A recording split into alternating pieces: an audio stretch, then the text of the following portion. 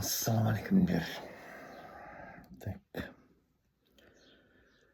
Зұлқарнай деген теманы көтергенбіз. Соған енді толық қылмайша, сонда да ойымды айтып кетейін.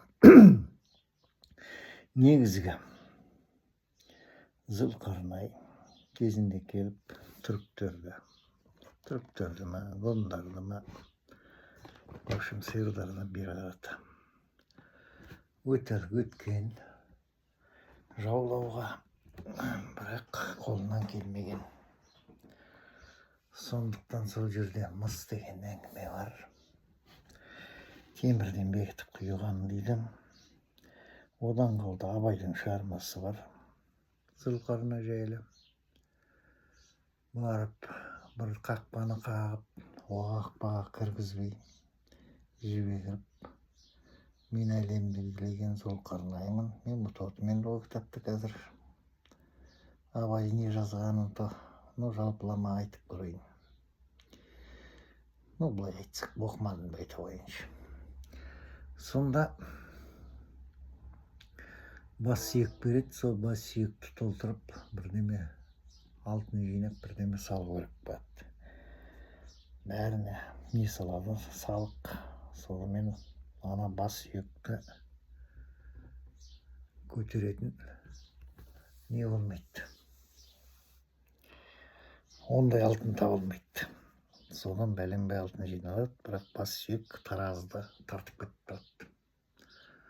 Содан айналаға жар салады.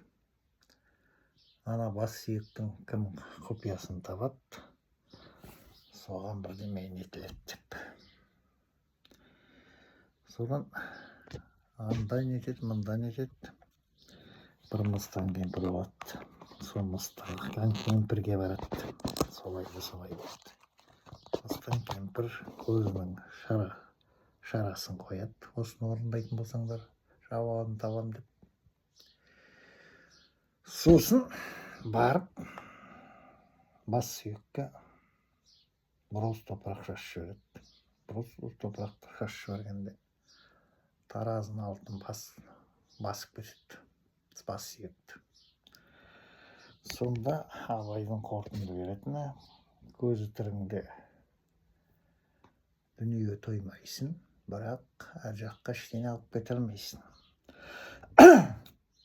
Сыйлар ол жерден мыстан қосылып тұр. Жаңағы Библия мен тағы неде? Сонда да мыс деген қосылып тұр. Мыс деген енді мықты. Өзіне берік. Көне заманнан келе жатқанын көрсетеді. Мысты қолданған ең бірінші темір балқытқанда содан басталған дейді. Но кейбір деректерде мыстан бұрын темір балқиды дейді. Мыстың температурасының балқуы өте жоғары дейді. Енді ол қаншалықты рас, қаншалықты бұрыс екен көре жатарсыңдар. Енді осы жерде тағы да мынандай әңгіме туады. Сол Зұлқарнайға басып ала алмаған мемлекеттерді, ұлттарды ақырында жаңағыдай көз тоймас потребительге айналдырып, сол потребительдің бас сүйегін қуырайтыны, 13 күміс қаяға алып кете алмайтыны, өзінің дүние құндылығының жойғаннан кейін сенің жиған тергенің байлығың 5 тиындығын көрсетеді. Ол қазіргі таңдағы ұғымға келіп тұр. Сондай ұғымға жеткізгеннен кейін жаңағы Библиядағы халықтар Гог пенен Магог екеуі бір халық болуы мүмкін. Анау басшысы, анау халығы дейді. Жоқ, ол бір халықтың екіге бөлінгені. Екіге бөлінгеннен кейін екеуі де өз дүниясына көзқарасты екі түрлі қарауы. Сол екі түрлі қарағанда саксауылдың ұры деген соның соңғы вариант. Солар дінге қарсы шығады дейді, бірақ оларды Құдай жеңеді дейді. Құдай келіп біреулерді жеңетін ештеңесі жоқ. Ол жерде Олар сөйтіп таласып жүріп, өздері құрайды. Сол жерден жаңағы религияларды ойлап тапқан. Сол елдер жеңіп шығады деген әңгіме. Мә деп ойлаймын. Ал енді осы жерде менің қателескенім болса, түзеңдер, пара-парасын шығарыңдар, талқылаңдар. Бірақ қазіргі таңда осыны мәселені шешетіндей келесі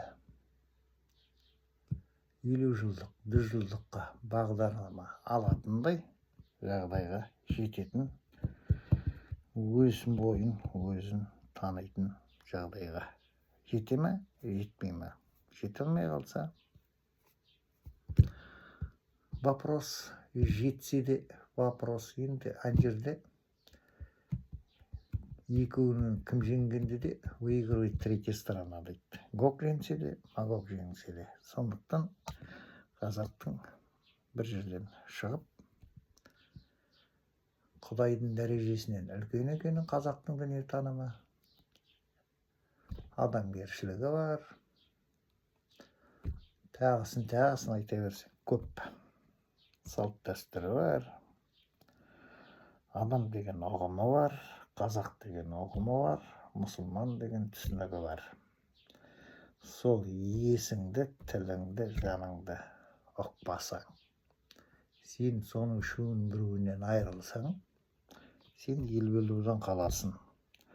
Сондықтан ел болуға ұмтылатын болсаңдар, осының бәрін ойлап, Абай адамгершілікке шақырған, ол адамгершіліктің сатысын биік көтерген, соған адамгершіліктің жағдайына жетсеңдер, жетесіңдер Абай танып. Ал жете алмасаңдар, ол мұсылман болған, ол тәңірді болған, ол ақырында ештеңені түсінбеген, ұқпаған деген ұғымға барасыңдар. Каждый өзіне керегін алып тарта берсе. Ал енді адамгершілікке келіп, сол адамгершіліктің дүниесін тапсаңдар, қазақтың да дүниесін табасыңдар деп ойлаймын. Ал сау саламат болыңдар.